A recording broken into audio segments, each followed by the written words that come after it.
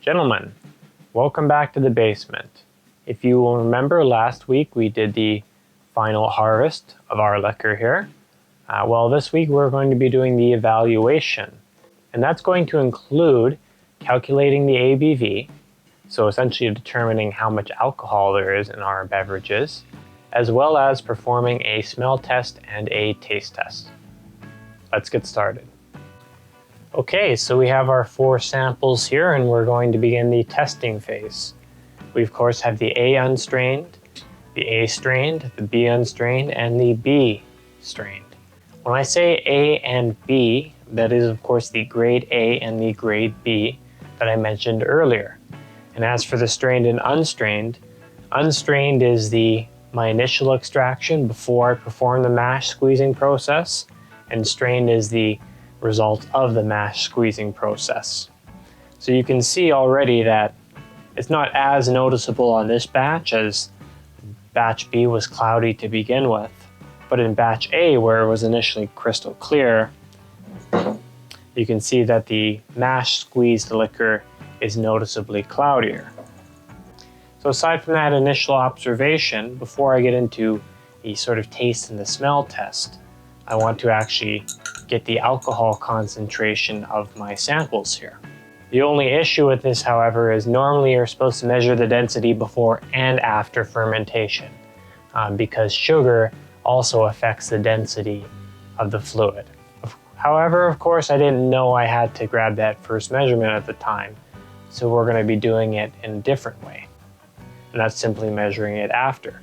The potential risks of this, of course, is that if there is sugar or other things in here in the fluid affecting the density, other than ethanol, it could affect my measurements and lead to inaccuracy.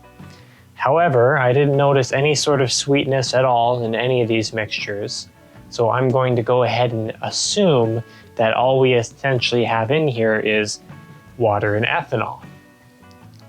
And that's how I'm going to be making my measurements. So nobody said this was going to be perfect. I'm actually hitting a few hiccups along the way. I'm not experienced in using these meters, and because this is designed to be used, in the before and after check, I find myself at a bit of an impasse.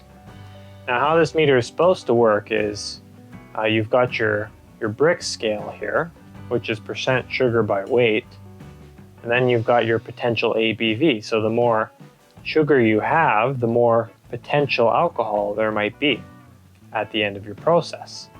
And then of course you have your specific gravity.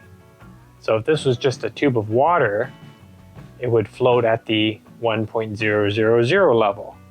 But as you add more sugar, sugar actually increases the density of the fluid, so this meter begins to float higher and higher and higher.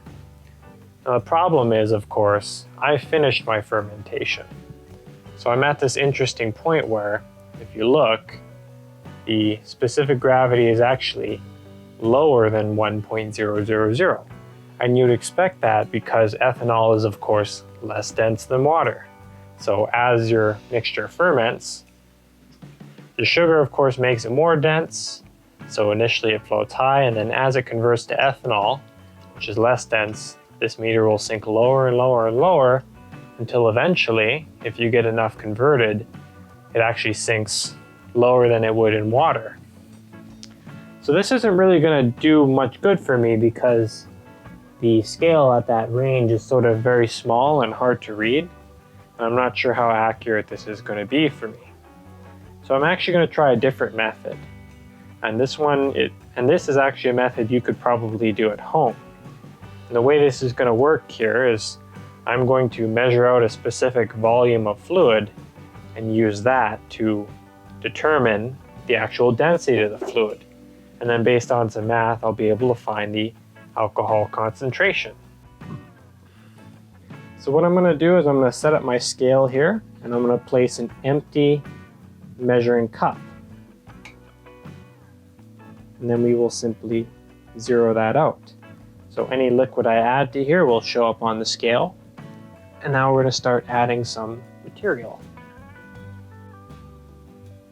All right, that's about right.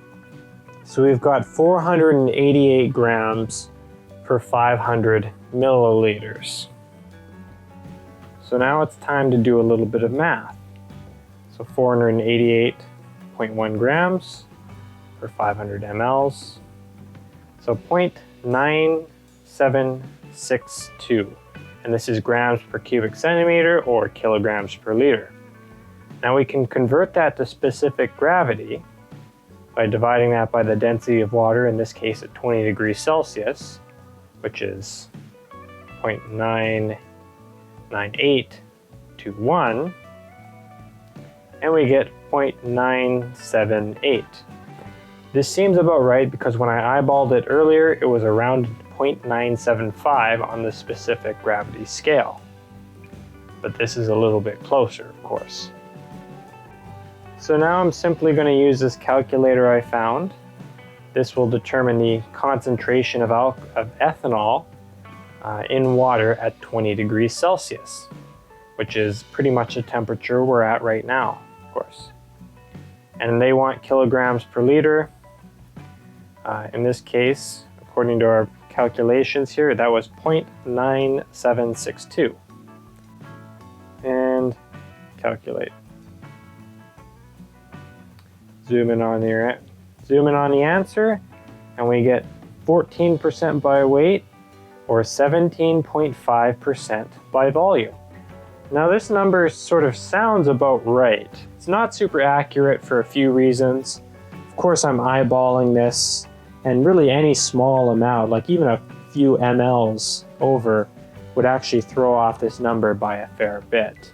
Also, the scale here, you can see that even if I were to use the hydrometer, we'd be dealing in this range, whereas if I did it properly and measured before fermentation, I'd be dealing with all of this range. So we're dealing with a very tight range for our measurement. So we know our density calculation is pointing us towards about 17.5% ABV. And we also know that that's a relatively potentially inaccurate number due to a variety of circumstances. So my hope is by grabbing two calculations of two separate potentially inaccurate numbers, we can arrive on a more accurate conclusion. So let's use a second method. This will essentially take the initial sugar content and use that to determine the alcohol content of the end product, assuming 100% conversion. Now for this calculation, I'm going to use Brix.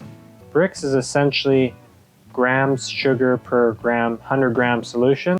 So essentially sugar percentage by weight. So we can calculate this by knowing that we have 2,500 grams of sugar divided by 2,500 grams of sugar plus 9,400 grams of water.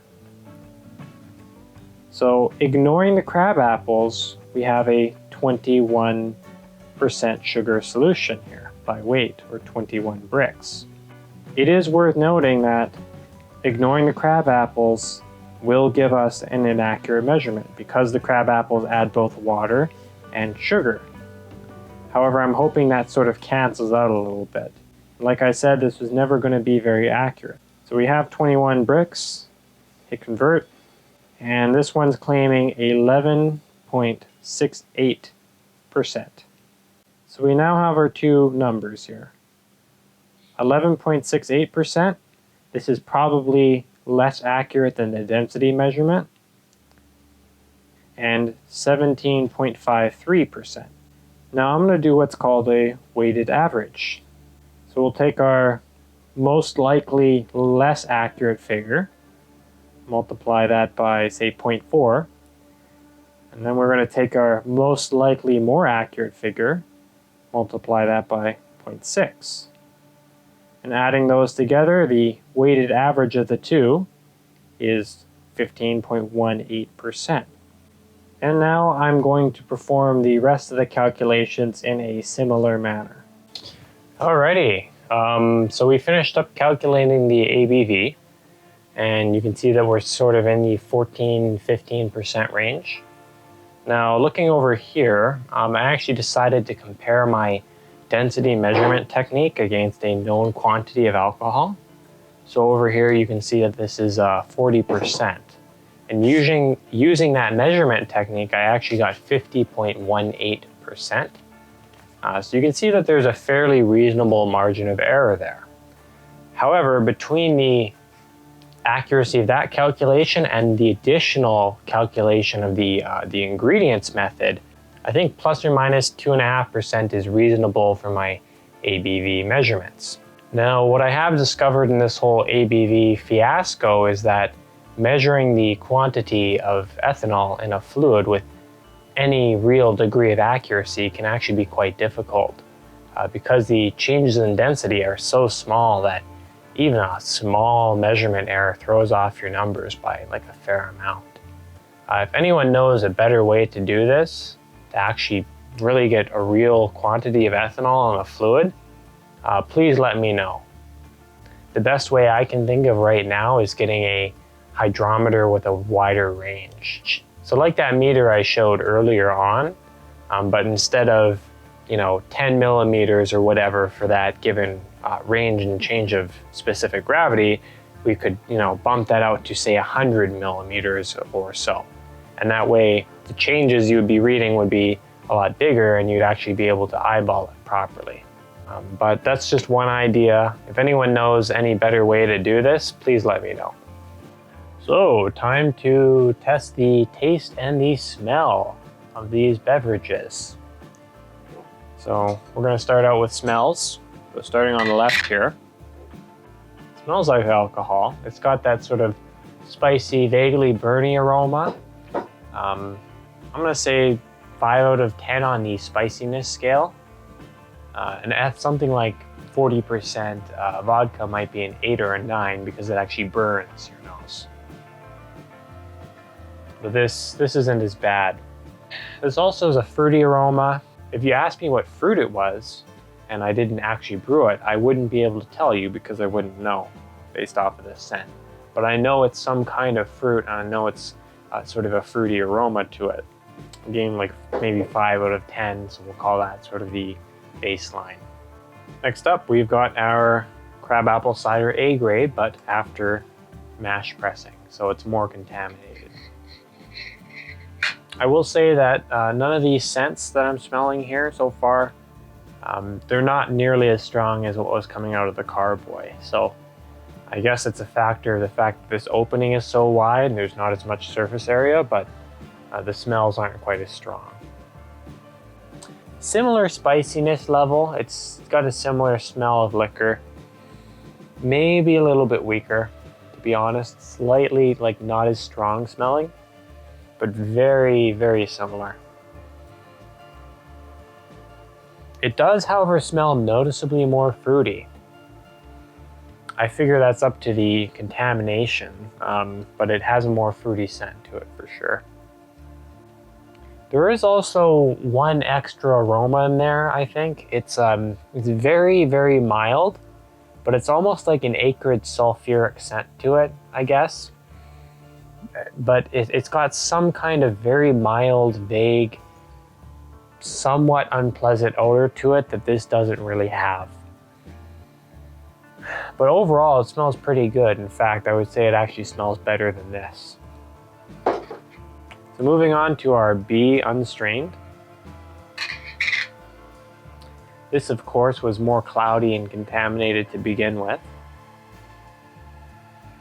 Oh wow, that actually smells different. It's not like batch A really at all. It's got a completely different scent. The spiciness, it doesn't smell as strong. It really doesn't smell as strong, so lower down on the scale for sure. It's still got that sort of fruity smell to it for sure. In fact, stronger than either of these. But it also has this additional component that wasn't present before. The best I could describe it is a sweet smell. Kind of like some kind of solvent that smells sweet. I've smelled something similar before, but I can't quite pin it. So I'll just call it sweet. It's a sweet smell. So yeah, overall, not nearly as spicy, quite a bit fruitier, and has this weird sort of sweet aroma to it that wasn't there before. Now lastly, we have the B grade after mash pressing. This is the most contaminated liquor out of the bunch, so I'm expecting something unusual.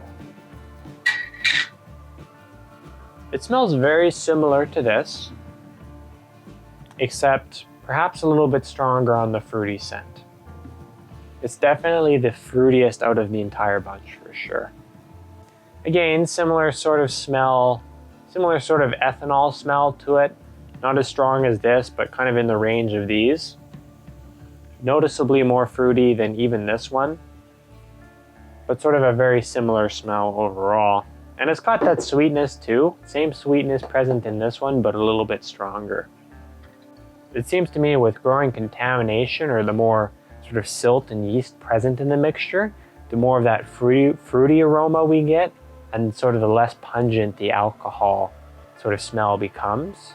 And we also sometimes get some additional components, like perhaps a vaguely sulfuric smell, or a sort of a sweet smell, things like that.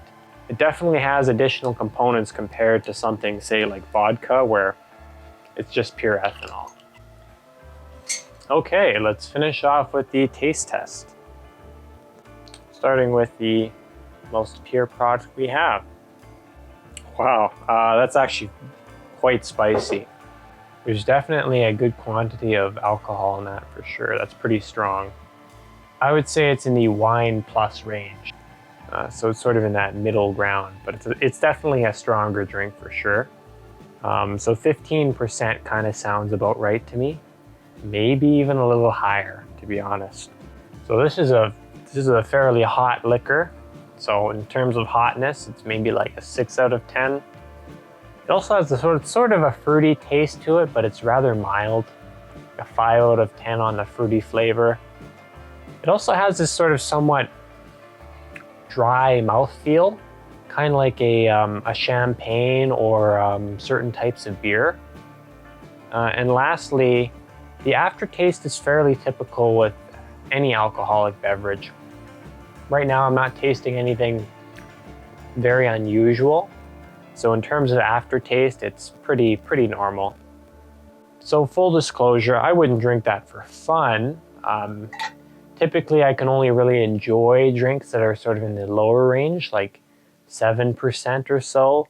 Once you start getting up into the higher alcohol content, it becomes a little bit more, it's not smooth going down for me anymore. So it's not unpleasant to drink. It's just not something I would drink for the actual taste per se. And vodka, of course, is really extreme. I can't. This stuff, try to drink it straight, absolutely repulsive. It's like basically like poison burning going down your throat. So this isn't bad, but it's also not good. It's what you'd expect for the alcohol content. It's sort of in that wine plus range. Like wine isn't something I enjoy drinking, and after a while it becomes a little unpleasant, but usually by that point, the job's already done. So knowing that it's not in my personal preferences, I could still drink it all day, so no issues there. Next up, we'll move on to the mash pressed version. Wow, that actually tastes rather different. The dry mouthfeel that I mentioned earlier, it's not quite as bad. It's still there. In terms of hotness, I would say it's slightly less hot. It doesn't burn quite as much, but it's very close. In terms of the fruity flavor, it's definitely noticeably more fruity. So yeah, stronger fruity flavor, slightly less hot, and in terms of the dry flavor, it's not as bad. And the aftertaste, it's got a somewhat fruity aftertaste, a little bit strange. There's also this very mild component of a sort of musty flavor. It's not something you'd notice unless you're specifically looking for it.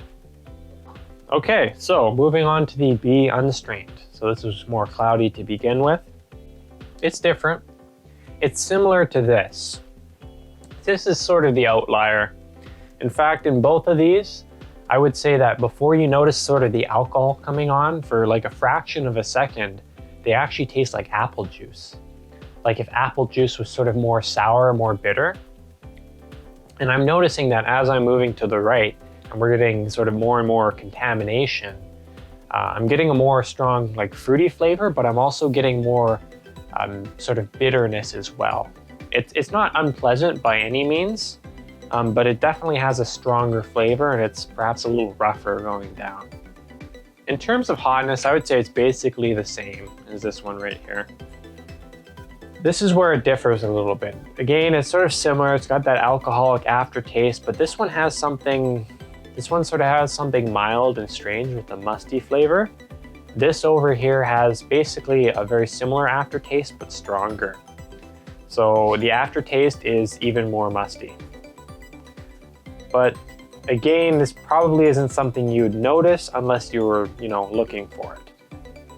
So in terms of flavor so far, what I'm getting is like a kind of like a beer or a champagne, but with a fruity taste to it, and a vaguely musty aftertaste. Lastly, we're going to get into the most sort of contaminated batch right here. And this is the batch B mash pressed. It's definitely the most unusual out of the bunch for sure. In terms of taste, or at least it's the strongest. In hotness, I would rate it like, it actually feels more spicy going down than this one does. So it sort of decreases and then it increases again in terms of hotness.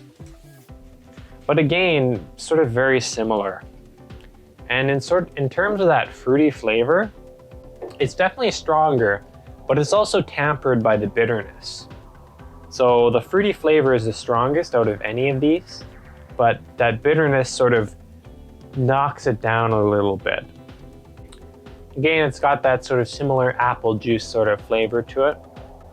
And in terms of aftertaste, I'm not really actually noticing much of anything. It could be that my senses are becoming dulled after, taste testing these. But I think that the aftertaste is actually a little bit more mild. It's still got that musty flavor, but it's not, it actually feels less musty than this one. It's more akin to this. Alrighty, so let's go over the findings as a whole.